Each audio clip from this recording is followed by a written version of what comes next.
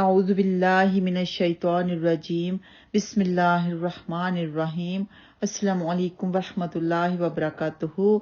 آج کا سبق ہے پارہ نمبر 3 سورۃ آل عمران آیت نمبر 61، 62 اور 63۔ پہلے لفظی ترجمہ اور بعد میں انشاءاللہ تعالی تفسیر ہوگی۔ فَمَنْ حَاجَّكَ فِيهِ مِنْ بَعْدِ مَا جَاءَكَ مِنَ الْعِلْمِ فَقُلْ تَعَالَوْا نَدْعُ أَبْنَاءَنَا وَأَبْنَاءَكُمْ وَنِسَاءَنَا وَنِسَاءَكُمْ وَأَنفُسَنَا وَأَنفُسَكُمْ ثُمَّ نَبْتَهِلْ فَنَجْعَلْ لَعْنَةَ اللَّهِ عَلَى الْكَاذِبِينَ إِنَّ هَذَا لَهُوَ الْقَصَصُ الْحَقُّ وَمَا مِنْ إِلَٰهٍ إِلَّا اللَّهُ وَإِنَّ اللَّهَ لَهُوَ الْعَزِيزُ الْحَكِيمُ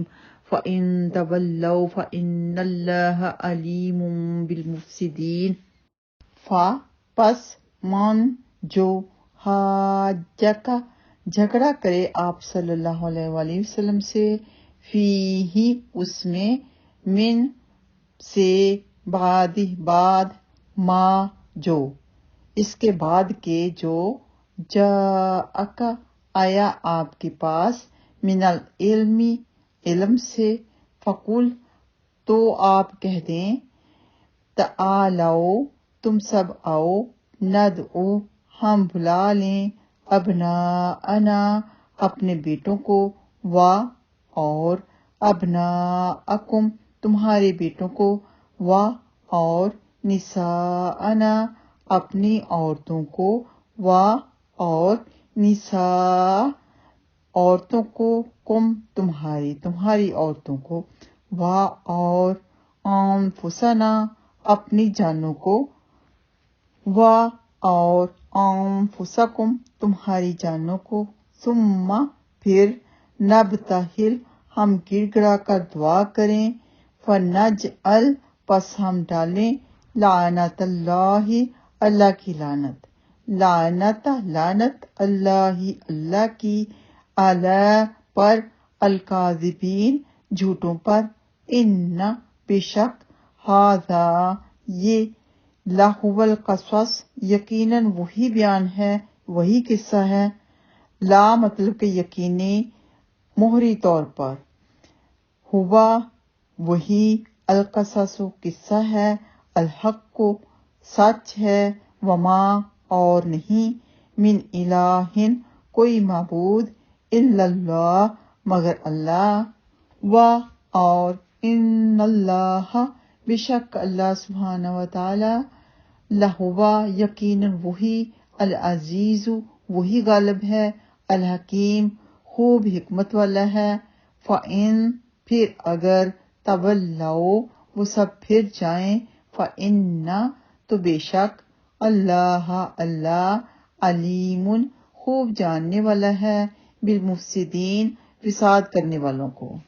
حاجہ کا روٹ ورڈ ہے ہا جیم جیم، الحج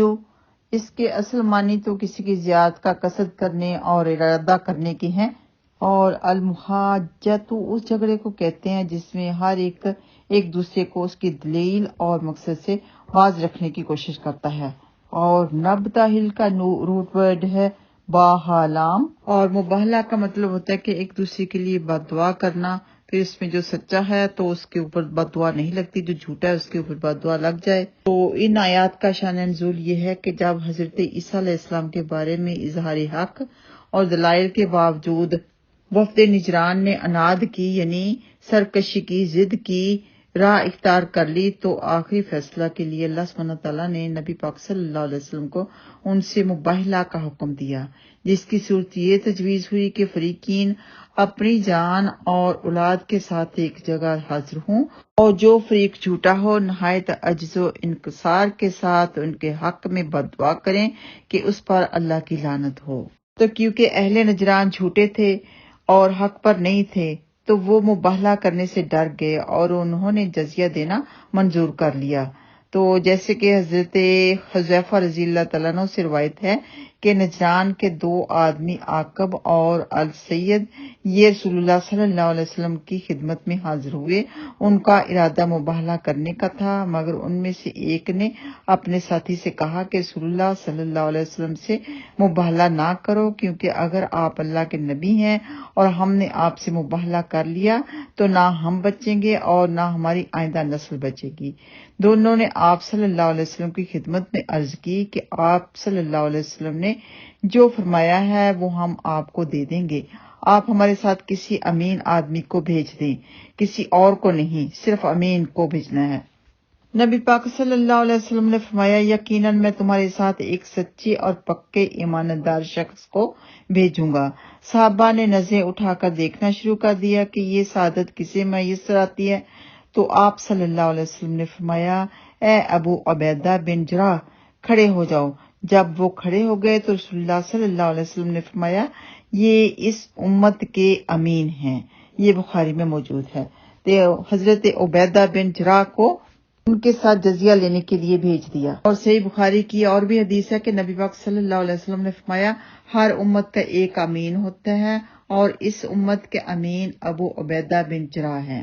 اور حدیث سنیں کہ سیدنا عبداللہ بن عباس رضی اللہ تعالیٰ عنہما بیان کرتے ہیں کہ ابو جہل نے کہا کہ اگر میں نے محمد صلی اللہ علیہ وسلم کو کعبے کے پاس نماز پڑھتے ہوئے دیکھا تو آپ صلی اللہ علیہ وسلم کی نعوذ باللہ گردن کو پامال کر دوں گا۔ تو آپ صلی اللہ علیہ وسلم نے فرمایا اگر وہ ایسی حرکت کرتا تو سب کے سامنے فرشتے اسے پکڑ لیتے، اور اگر یہودی موت کی تمنا کرتے تو وہ مر جاتے اور جہنم میں اپنے ٹھکانے دیکھ لیتے، اور اگر عیسائی رسول اللہ صلی اللہ علیہ وسلم سے مباہلے کے لیے نکلتے تو وہ اس طرح لوٹتے کہ نہ ان کا مال بچتا اور نہ اہل و عیال۔ یہ مسند احمد میں موجود ہے، کیونکہ انبیاء اکرام کی دعا اور بدعا اسی وقت ہی لگ جاتی ہے۔ تو اگلی آیت میں اہل کتاب یعنی یہودیوں اور عیسائیوں کو توحید کی دعوت دی جا رہی ہے۔ آخر میں فرمایا کہ فَإِن تَوَلَّوْا فَإِنَّ اللَّهَ عَلِيمٌ بِالْمُفْسِدِينَ، پھر بھی اگر وہ اس دعوت کو قبول نہ کریں تو اللہ سبحانہ تعالیٰ بھی صحیح طور پر فسادیوں کو جاننے والا ہے۔ اللہ سبحانہ تعالیٰ ہم سب کے ایمانوں کو سلامت رکھے، خاتمہ بالخیر فرمائے، آمین یا رب العالمین۔ السلام علیکم ورحمۃ اللہ وبرکاتہ۔